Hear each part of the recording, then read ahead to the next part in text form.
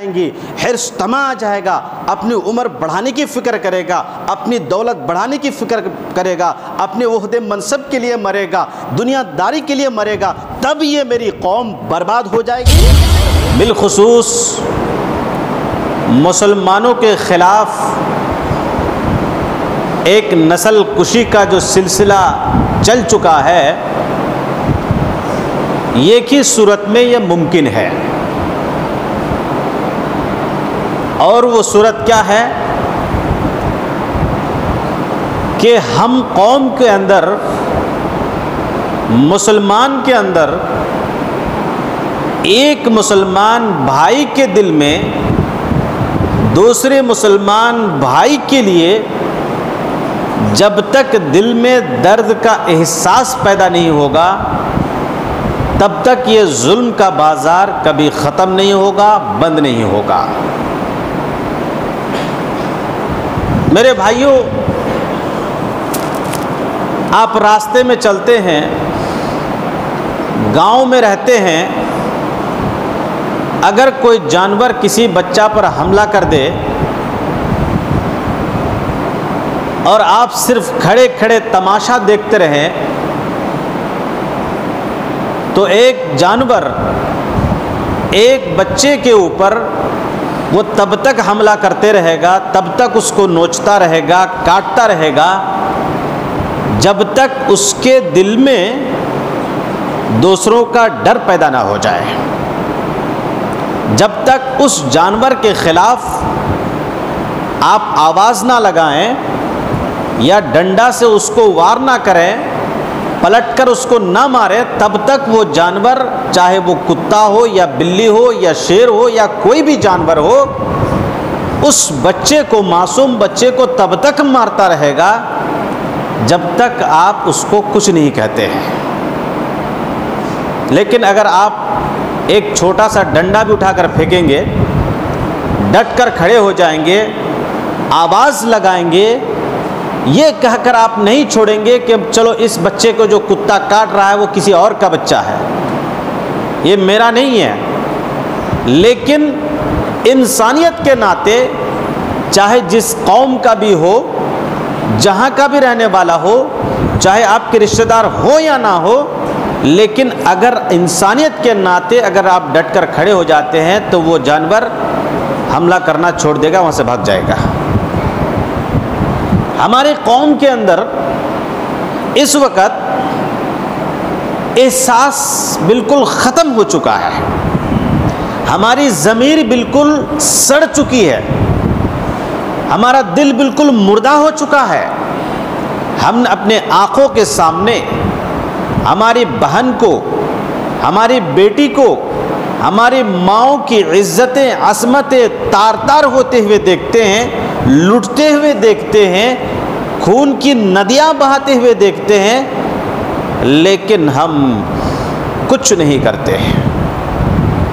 میرے اسلامی بھائیوں، ایک وہ زمانہ تھا کہ اگر کسی مسلمان کی بیٹی کو، بہو کو، عورت کو، دختر اسلام کو اگر کوئی چھیڑتا تھا تو مسلمان تب تک خاموش نہیں بیٹھتے تھے، آسمان کو سر پہ اٹھا لیتے تھے اور قسم کھاتے کہ اگر سارے مسلمان شہید ہو جائیں، دنیا کے سارے مسلمان شہید ہو جائیں، صرف ایک شخص کی عزت بچانے میں، ایک بیٹی کی عزت بچانے میں، تو سارے کے سارے لوگ شہید ہو جائیں گے، لیکن یہ کبھی بھی گوارا نہیں کریں گے کہ ہمارے سامنے کسی بہن، کسی بیٹی، کسی ماں کی عزت لوٹی جائے، اس کو شہید کیا جائے۔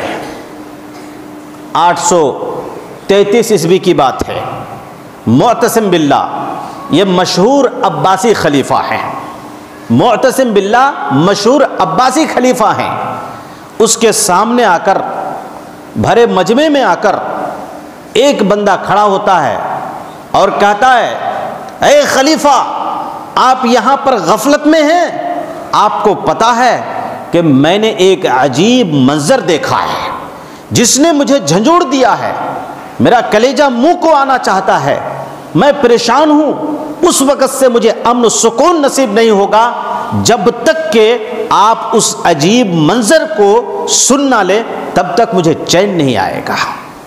کہا کیا عجیب منظر ہے؟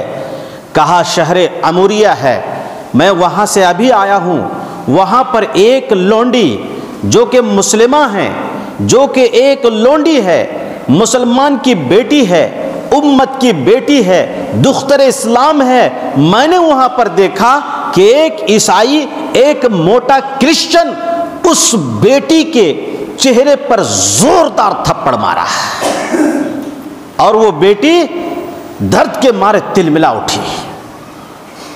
مارنے والا کون؟ عیسائی۔ جس کو مارا جا رہا ہے کون؟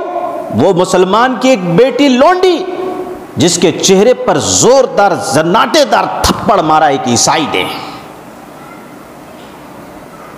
اس وقت اس بچی کی زبان سے یہ نکلا، واہ معتصمہ، یہ ظالم میرے چہرے پہ تھپڑ مار رہا ہے، کہاں ہے وقت کا بادشاہ، کہاں ہے خلیفہ معتصم باللہ، آپ کہاں ہیں؟ میری عزت بچائیے۔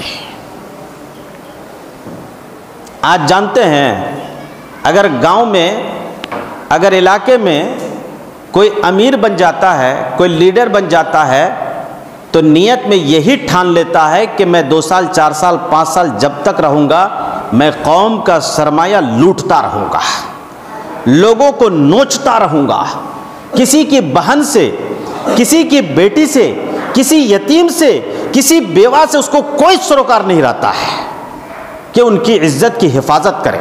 آپ ہوٹلوں میں جائیں، آپ دیہاتوں میں جائیں، آپ کھیت کھلیان میں جائیں، جگہ جگہ پر کوئی اگر بیوہ ہے اپنے بچوں کی چند روٹیوں کے لیے اپنی عزت کو بیچنے پر مجبور ہے۔ کیا کر رہے ہیں لیڈر؟ کیا کر رہے ہیں یہ خلیفہ بن کے؟ کیا کہ گاؤں کا صدر بن کے؟ اور علاقے میں جب گاؤں میں جائیے گا نا تو نکاح پڑھانے کے ٹائم میں جو منڈل خطیب ہوتے ہیں وہ 500 روپیہ اور 5 سپاڑی کے لیے لڑ پڑتے ہیں، لیکن ان کو اتنا بھی عقل نہیں ہے کہ بھائی گاؤں کے اندر کتنے یتیم ہیں، کتنے بیوہ ہیں، کون سا بچہ پڑھ پا رہا ہے، کس کو کس چیز کی ضرورت ہے، کون بھوکا سو رہا ہے، کون روتے ہوئے سو رہا ہے، کس کے جسم میں کپڑے ہیں، کس کے جسم میں کپڑے نہیں ہیں، کون خون کے آنسو پی رہے ہیں، اسے کوئی پتہ نہیں رہتا، اس کو کوئی سروکار نہیں ہے۔ بس اس کو چاہیے وہ عہدہ، بس ان کو چاہیے منصب۔ میرے اسلامی بھائیوں، اس معتصم باللہ نے جب اس خبر کو سنا تو کہا کہ سبحان اللہ، ایسی بات ہے۔ جب اس لونڈی نے کہا واہ معتصمہ، معتصم باللہ آپ کہاں ہیں، اس ظالم عیسائی نے زوردار تھپڑ مارا اور کہا عین معتصم باللہ یجیو علی ابلق ینصرک، کیا وہ گھوڑے سے آئے گا اور تمہاری عزت بچائے گا؟ پھر زوردار تھپڑ مارا اس بچی کو، پھر اس ظالم نے، عیسائی نے پھر زوردار تھپڑ مارا۔ ایک معمولی سا واقعہ اس کو سمجھیے، آج جو ظلم ہو رہا ہے مسلمانوں پر، فلسطین میں جو ماں اور بہنوں پر ظلم ہو رہا ہے، اس کے مقابلے میں تو یہ کچھ نہیں ہے، صرف تھپڑ مارا تھا۔ لیکن اس وقت کے لیڈر کی غیرت کو دیکھیے، اس وقت اس کی ضمیر کو ذرا بھانپیے کہ کیا قدم اٹھاتے ہیں۔ جب اس آدمی نے کہا کہ وہاں پر ایک بیٹی پر ایسے ظلم ہو رہا ہے تو کہا کہ چلو کدھر ہے وہ شہر عموریہ کدھر ہے، چلو ابھی چلتے ہیں۔ 12,000 لشکر لے کر ایک بیٹی کی عزت کی حفاظت کے لیے نکل پڑتے ہیں۔ کتنے؟ 12,000 کو جان کو جوخم میں ڈالتے ہیں، شہید ہونے کے لیے تیار ہو جاتے ہیں کہ ہم شہید ہو جائیں گے۔ یہ 12,000 کیا، اگر 12 لاکھ مسلمان کو بھی شہید کرنا پڑے میں اس بیٹی کو بچا کر لے کر آؤں گا۔ غیرت دیکھیے، حمیت دیکھیے اس وقت کے مسلمانوں کے اندر۔ اور کہا لبیک یا ایتھا الجاریہ، لبیک یا ایتھا الجاریہ، ھذا المعتصم اجابک۔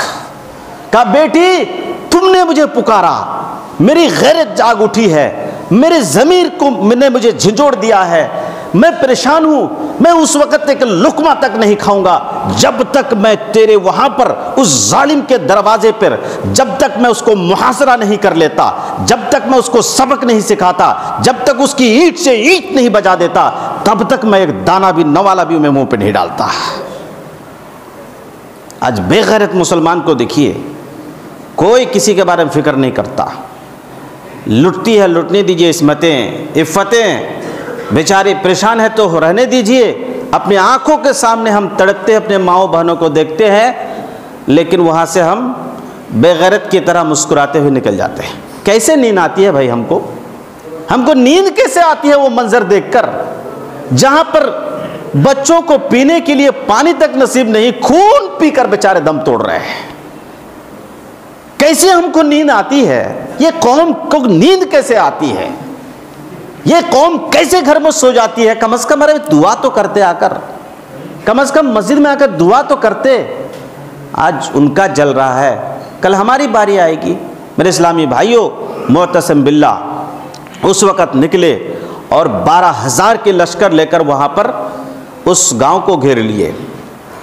اس کے بعد دیکھیے، ایک تو وہاں خلیفہ، لیکن عام آدمی کے اندر کس طرح کی غیرت ہے اور کس طرح کی جرأت ہے، اور اسلام کی شان ان کے اندر دیکھیے کس قدر ہے کہ جب وہاں پر محاصرہ کر کے حملہ کرنے میں جب تاخیر ہو گئی، موسم کچھ گڑبڑ تھا، جیسے آج ہم لوگ کہتے ہیں نا، ارے بھائی حالات صحیح نہیں ہے، کچھ بولنے کا نہیں ہے۔ آپ کیسے مسلمان ہیں؟ ارے حق بولنے پر بڑے بڑے ائمہ کو کال کوٹری پہ ڈالا گیا، ارے جیل میں جانا پڑا، سلاخوں میں ان کو تڑپایا گیا، ان کے جسم کو چھلنی کیا گیا۔ آج اگر میرے ساتھ بھی ہوتا ہے تو کیا فرق پڑتا ہے؟ جہنم کی آگ سے بھی زیادہ دنیا کی سزا ہے کیا؟ جہنم کی تفش سے بھی زیادہ یہ دنیا کے سزا دینے والے ہیں کیا؟ نہیں، بالکل نہیں۔ میرے اسلامی بھائیوں، معتصم باللہ نے جب حملہ کرنے میں تاخیر کی، دیکھا کہ ابھی موسم ٹھیک نہیں ہے، وہاں جب پھل پکنے کا ٹائم ہوگا، لوگ باہر آئیں گے، تب ہم ظالم کو پکڑیں گے، اس کا انتظار کر رہے تھے۔ اور وہاں پر سپہ سالار جو تھے، سارے لوگ کے اندر گشت لگانے کے لیے نکلے، یہ دیکھنے کے لیے کہ آخر لوگوں میں کیا چل رہا ہے، کیا حملہ کرنے کے لیے یہ لوگ بھی تیار ہیں۔ نکلے، اندر میں جو ہے ایک لوہار وہ نالے بنا رہا تھا، گھوڑوں کے اندر جو ہے ٹاپ میں لگایا جاتا ہے دوڑنے کے لیے، لوہا کا لگایا جاتا ہے نال، ایک لوہار بنا رہا ہے، اور دوسرا جو ہے غلام کالا کلوٹا وہ ہتھوڑا چلا رہا ہے، ہتھوڑا چلا رہا ہے، اور ایک جو ہے ہتھوڑا زور سے مارا اور کہا ہاذا فی راس المعتصم، یہ جو میں ہتھوڑا مار رہا ہوں یہ معتصم کے سر پہ ہے، جو اس وقت کے خلیفہ تھے، کہا یہ معتصم کے سر پہ ہے۔ ایک غلام نے کیا کہا کہ میں خلیفہ کے سر کے نام پہ میں یہ ہتھوڑا مارتا ہوں۔ معتصم باللہ نے خود سن لی، لیکن اس وقت کچھ نہیں کہتے ہیں، لیکن جو اس وقت جو لوہار تھا اس نے کہا اے بیوقوف تم کیا کہہ رہے ہو؟ ارے بادشاہ کے بارے میں تم ایسی بات کر رہے ہو؟ ہاں میں بادشاہ کے بارے میں کہہ رہا ہوں، کیونکہ میرا بادشاہ، میرا خلیفہ، میرا لیڈر کائر ہے، بزدل ہے، عقل کا کورا ہے، ان کے اندر دماغ نام کی چیز ہی نہیں ہے۔ ایک بہن کس حالت میں ہے اور وہ انتظار کر رہے ہیں کہ موسم اچھا ہوگا تب حملہ کریں گے، موسم کا انتظار کر رہا ہے۔ کتنی غیرت دیکھیے کہ عام انسان کے اندر، اس وقت کے مسلمان کے اندر غیرت کو ذرا دیکھیے کہ عام آدمی، ایک غلام جو خود کا بھی مالک نہیں ہے، ان کی غیرت کو دیکھیے، اور آج کے لوگوں کے اندر غیرت کو دیکھیے۔ بھائی کوئی ضروری تھوڑا ہے کہ آپ چلے جائیں وہاں پر 7 سمندر پار آپ جنگ لڑنے کے لیے۔ اپنے علاقے میں فاقہ کشی کا جو شکار ہے، جو لوگ بے علم کے موت مر رہے ہیں، آپ کم از کم ان کے یہاں تو پہنچ سکتے ہیں۔ جو بیوائیں تڑپ رہی ہیں ان کے یہاں پہنچ سکتے ہیں۔ جو بچے یتیم ہیں، جو علم کے بغیر جلاد بن رہے ہیں، چور بن رہے ہیں، لٹیرے بن رہے ہیں، کم از کم ان کے آنسو تو پوچھ سکتے ہیں، ان کو انسان تو بنا سکتے ہیں۔ نہیں، بس ہم کو تو لوٹنا ہے، ہم لیڈر بنیں گے لوٹنے کے لیے، کوٹنے کے لیے، دھوس جمانے کے لیے، ہم کو کس سے کیا لینا دینا ہے۔ میرے اسلامی بھائیوں، اس غلام نے غیرت دلایا بادشاہ کو۔ بادشاہ نے صبح بلایا معتصم باللہ نے، کہا تم ایسی سی بات کر رہے تھے؟ کہا ہاں میں کہا ہوں، بالکل، اب بالکل صحیح کہہ رہا ہے، میں نے کہا رات میں، میں نے بالکل صحیح کہا۔ آپ کیسے ہمارے لیڈر ہیں، آپ کیسے مسلمان کے صدر ہیں، آپ کیسے آپ کے اندر غیرت حمیت یہ جو ہے گوارا کر رہے ہیں آپ کہ رات بھر آپ سوتے رہیں، ہم سوتے رہیں، اور ایک اسلام کی بیٹی دختر اسلام وہ وہاں پر پریشان ہو، اور یہاں پر ہم جو ہے صرف محاصرہ پر بس کرتے ہیں۔ کہا کہ اچھا تم چاہتے کیا ہو؟ کہا مجھے لیڈر بنا دیجئے، مجھے سپہ سالار بنا دیجئے، مجھے کمانڈر بنا دیجئے، صبح سورج نکلنے سے پہلے میں اس بیٹی کو آزاد کر دوں گا۔ کہا جاؤ، میں بنا دیا۔ الحمدللہ اس بندے نے صبح کو حملہ کیا اور ابھی 10 بھی نہیں بج سکا تھا، اور اس بیٹی کو آزاد کر لیا، اور اس بندے کو بھی جس نے اس بیٹی کے چہرے پہ تھپڑ مارا تھا اس کو بلایا سامنے اور کہا، اس ظالم کو بھی بلاؤ جس نے تھپڑ مارا تھا، اس بیٹی کو بھی بلاتے ہیں اور کہتے ہیں بیٹی اس نے تمہارے اوپر ظلم کیا ہے، آج بدلہ لینے کا موقع ہے، تو اس بدلہ لے لے، جتنا تھپڑ اس ظالم کے اوپر مارنا ہے تم مار لے، آج تیرا بھائی معتصم باللہ حاضر ہے، آج تیرے جو ہے نا ظلم کا بدلہ لینے کے لیے آیا ہے، میں نے ان کی اینٹ سے اینٹ بجا دی، میں ان ظالم کو سبق سکھا دیا، اب تیری باری ہے، تو جتنا جیسے چاہے بدلہ لے، اسے لے سکتی ہے۔ ہزاروں کی عزتیں لٹ رہی ہے، ہزاروں کی عصمتیں لٹ رہی ہے، ایسا کیوں ہو رہا؟ آج ہم لیڈروں کے اندر، ذمہ داروں کے اندر خلوص للہیت سے جو کام کرنا چاہیے وہ جو ہے نا اس کا فقدان ہے، نہیں پایا جاتا ہے۔ حضرت ابو بکر صدیق رضی اللہ تعالیٰ عنہ کے بارے میں آپ جانتے ہیں کہ جب خلیفہ بنے اس وقت تقریباً ان کے پاس 40,000 درہم تھے۔ اس وقت کے 40,000 درہم کو ابھی جوڑیے گا بہت ہو جائے گا، کھربوں روپیہ ہو جائے گا۔ 40,000 درہم تھے، لیکن جب مکہ سے مدینہ ہجرت کر کے جاتے ہیں تو صرف 5,000 درہم ہی ان کے پاس رہتا ہے۔ پیسہ کدھر گیا؟ جب اسلام قبول کرتے ہیں تو اپنا سارا مال غریبوں میں یتیموں میں بانٹ دیتے ہیں۔ باپ نے کہا بیٹا تم جو ہے ضعیفوں کو، کمزوروں کو صرف آزاد کرتے ہو، کچھ ہٹے کٹے مشٹنڈے کو آزاد کرو، تمہارا کام آئے گا۔ کہا کہ ابو جان میں ان سے خدمت لینے کے لیے نہیں، میں اللہ کو راضی کرنے کے لیے میں آزاد کرتا ہوں تاکہ میں جہنم کی آگ سے آزاد ہو سکوں۔ آج 10 روپیہ کسی کو دیتے ہوئے ذہن میں ہم یہ بنا لیتے ہیں اس کے بدلے میں مجھے کچھ ملنا چاہیے۔ مفاد پرستی، خود غرضی کو سامنے رکھ کر جب ہم کام کریں گے اللہ آپ کی مدد نہیں کرے گا اور آپ میں برکت بھی نصیب نہیں ہوگی۔ وقتی طور پر آپ کو شہرت مل جائے گی، جاہ و منصب مل جائے گا، لیکن فوراً آپ ذلیل بھی ہوں گے۔ میرے اسلامی بھائیوں، فَأَمَّا مَنْ عَاتَى وَاتَّقَى وَصَدَّقَ بِالْحُسْنَى فَسَنُيَسِّرُهُ لِلْيُسْرَىٰ۔ اللہ رب العالمین نے ایسے لوگوں کے لیے کہا جو خرچ کرتے ہیں، وَيُطْعِمُونَ الطَّعَامَ عَلَىٰ حُبِّهِ مِسْكِينًا وَيَتِيمًا وَأَسِيرًا۔ جو لوگ دوسروں پر خرچ کرتے ہیں، یتیموں پر، بیواؤں پر، غریبوں پر، کمزوروں پر جو خرچ کرتے ہیں اللہ کو راضی کرنے کے لیے، یہی لوگ تو جنتی ہیں، یہی لوگ کامیاب ہیں۔ یہ خلوص اور للہیت ان کو دنیا میں بھی عزت دلائے گی اور آخرت میں بھی۔ ابو بکر صدیق رضی اللہ تعالی عنہ حضرت بلال رضی اللہ تعالی عنہ کو تعذیب میں دیکھتے ہیں، سزا کاٹتے ہوئے دیکھتے ہیں۔ راستے سے گزر رہے ہیں، امیہ بن خلف جو مالک تھا بلال رضی اللہ تعالی عنہ کا، امیہ بن خلف کو دیکھ رہے ہیں کہ حضرت بلال رضی اللہ تعالی عنہ کو بالکل تڑپا تڑپا کر مار رہے ہیں، بیچارے کو 24 گھنٹہ تو کھانا نہیں دیا اور بھوکے پیاسے لے جا کر تپتی ہوئی ریت پہ، بالو پر، پتھر پر سلا دیا اور اوپر سے بھاری پتھر بھی سینے کے اوپر رکھ دیا۔ ایک تو بھوکا پیاسا آدمی، اور عرب کی سرزمین کتنی تپش ہوتی ہے، وہاں گرمی بہت سخت ہوتی ہے، ویسی جگہوں پہ لیٹا دیا اور پھر سینے پہ پتھر بھی رکھ دیا۔ کتنا بڑا ظلم! حضرت ابو بکر صدیق رضی اللہ تعالیٰ عنہ دیکھتے ہیں اور کہتے ہیں اتق اللہ الا تتق اللہ فی ھذا الغلام فی ھذا المسکین۔ ارے تم کو انسانیت نام کی چیز کچھ نہیں ہے کیا؟ یہ بیچارہ ایک تو بھوکا ہے، یہ غلام ہے، مجبور ہے اور تم ہو کہ پھر اس کے اوپر بیچارے کو سلا دیے ہو, اوپر پتھر رکھ دیے ہو اور بیچارے کو سجا دے رہو. الا تتقی اللہ فی ھذا المسکین, یہ بیچارے مسکین غریب کے بارے میں تمہیں ذرا بھی تمہارے اندر انسانیت نہیں جاگتی. اس نے کہا تم کیا چاہتے ہو؟ اگر اتنا ہی رحم آتا ہے کہ ہم اس کو سزا دے رہے ہیں, تم اس کو چھڑا لو. کہا ٹھیک ہے, افعلوا عندی غلام اجلد و اقوی فی دینک انی اعطیت قلبہ.